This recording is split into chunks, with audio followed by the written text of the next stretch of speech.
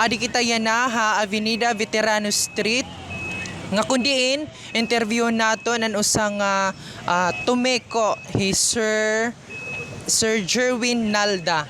So magpapakaya na kita kan sir yan ha, about double parking diniha Tacloban City.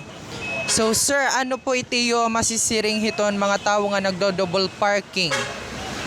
Tama ito, mayaya ka na mga nagdo-double park. Nga bisan may ada bantay, na double park lagi up.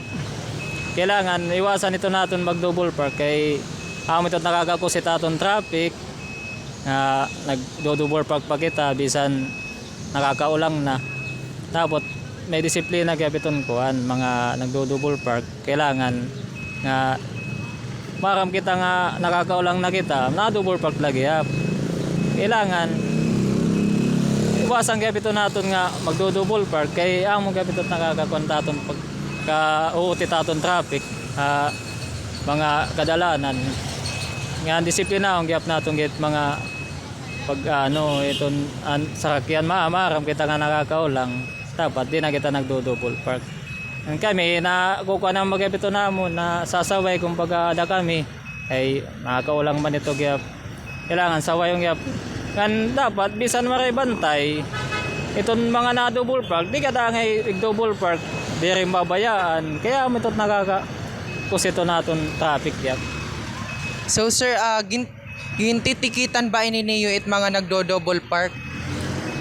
Pwede gyap matikitan ito namon kay usay itong obstruction itong karsada aton kadalanan nakaka-obstruct iton na iton pwede gyap tikitan ito namon niya. Hintamon pagtikit ito tayo na obstruction man iton titikitan ko dito namon. Pero kung pwede na mahimo masaway pa mapaiwas namon niya. Kung ada mismo nga nakakuha pa, pwede namon niya paiwason na lang para di makaulang itong karsada nga na double park iya. So sir, ito yung pag-stricto stricto good ka mo yan na kung dere pagod. Yan bagaan maugot na gyapit amon pag-stricto kay nakuha na gyap yan at jaywalking bagaan kuan na gyap iton naton jaywalking yan nagin strictoan na gyap nga may kakamayada na jaywalking ay babalik na gyap iten sure din Tacloban. Okay sir, damo nga salamat han imo pagpakahimang raw nga ni. Damo nga salamat.